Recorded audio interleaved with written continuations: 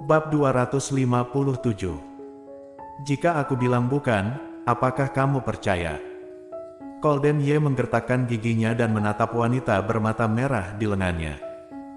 Ketika dia mengatakan ini, Kolden berpikir dia sangat mengerikan, tetapi sekarang dia tampak sedih, dia merasa sangat tertekan.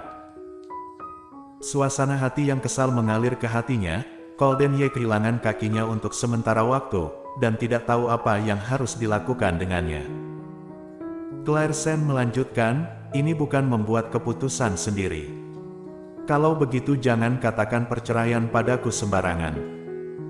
Claire Sen berhenti dan menatapnya, kalau begitu, beri aku penjelasan, aku mau lugas dan jelas. Untuk beberapa alasan, Kolden Ye memiliki ilusi bahwa dia cemburu dan menanyakan secara paksa, tetapi sebelum dia mengambil inisiatif untuk menyebutkannya, Kolden Ye masih berencana untuk menyembunyikan masalah ini darinya, jadi dia tidak mengambil inisiatif untuk mengatakannya. Penjelasan apa yang kamu butuhkan, katakan. Claire Sen mengangkat bibirnya dan menatapnya dengan senyum pahit, saat ini, apakah kamu masih enggan untuk mengatakannya sendiri? Atau, kamu sangat menyukai perasaan memiliki dua wanita sekaligus dan kamu akan memiliki rasa pencapaian? Apaan? Kolden Ye menggertakkan giginya, apa yang kamu bicarakan? Apakah kamu tahu siapa yang aku temui hari ini? Kolden Ye mengerutkan alisnya dan menatapnya, menunggu kata-kata selanjutnya. Claire Sen tersenyum, aku tidak hanya bertemu Gita, aku juga bertemu dengan Sally Han di pagi hari. Kolden Ye tidak bereaksi pada awalnya, tetapi setelah berpikir tiba-tiba, matanya sedikit dingin, kamu bertemu dengannya hari ini. Ya, kamu bilang itu kebetulan.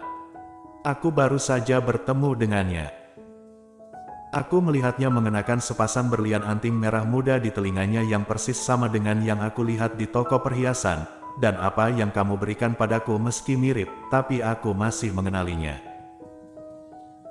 Claire Sen mengklarifikasi kata-katanya secara langsung, dan alis Kolden Ye hampir tersimpul. Awalnya berpikir masalah ini telah dirahasiakan darinya sebelum penyelidikan selesai. Siapa yang tahu bahwa dia benar-benar bertemu dengan Sally Han? Tidak apa-apa setelah pertemuan tatap muka. Yang merepotkan adalah bahwa Sally Han benar-benar pergi menemuinya mengenakan sepasang anting dan Claire melihatnya. Bagaimana perasaannya? Apakah kamu pikir aku yang memberikan sepasang anting berlian itu? Jadi ketika membuka kotak tadi, reaksinya begitu besar. Claire Sen bertanya balik, kalau bukan kamu, siapa lagi? Pertanyaan ini diajukan dengan sangat jelas. Claire Sen juga terus menatapnya, ingin melihat sesuatu di matanya, tetapi mata Kolden Ye tegas dari awal hingga akhir, dan tidak ada gelombang lain. Claire Sen berhenti, dan mendengar suaranya yang serak berbicara sendiri. Jika aku bilang bukan, kamu percaya atau tidak? Claire Sen tidak berbicara. Dia jelas tidak percaya. Jika dia percaya, dia tidak akan bertanya padanya, tapi seperti apa penampilannya sekarang? Jelas aku bertanya padamu, mengapa kamu membalikkan pertanyaan padaku? Jika bukan kamu, bagaimana anting berlian itu bisa ada di tangannya? Claire Sen bertanya dengan histeris. Setelah bertanya, dia menyadari bahwa dia juga melampaui sikapnya, terlihat seperti wanita konyol yang bertanya kepada suaminya apakah dia mencintainya atau tidak. Kapan dia menjadi seperti ini? Memikirkan hal ini, Claire Sen mengambil napas dalam-dalam dari kemarahan di hatinya dan kemudian menoleh. Lupakan saja, aku malas menanyakan ini padamu, lakukan saja apapun yang kamu inginkan.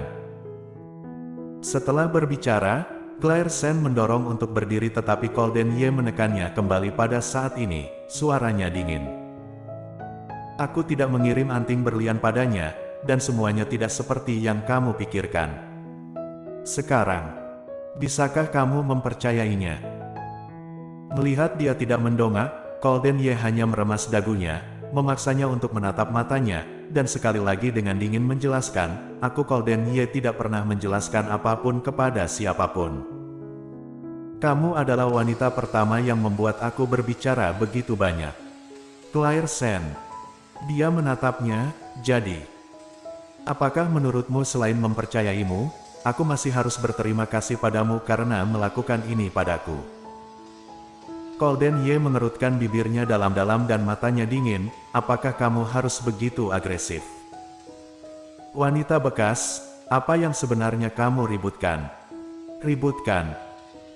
Claire Sen tertawa sedih, wajah kecilnya pucat pasi cahaya, jika kamu merasa aku membuat masalah, maka jangan sentuh aku, abaikan aku, dan jangan tanya aku. Golden Ye mengerutkan kening, matanya meremasnya dengan erat. Kamu, lepaskan. Claire Sen meraung, menepuk dagunya, lalu bangkit dan berjalan menuju lantainya. Sejak hari pertama aku menikahimu, aku tidak pernah punya hari yang nyaman. Kamu tidak tahu seberapa menderita aku setiap hari untuk tinggal di rumah Ye. Aku menjanjikan persyaratanmu dan menandatangani kontrak di bawah paksaanmu. Golden Ye, apakah kamu pikir aku ingin menjalani kehidupan seperti itu?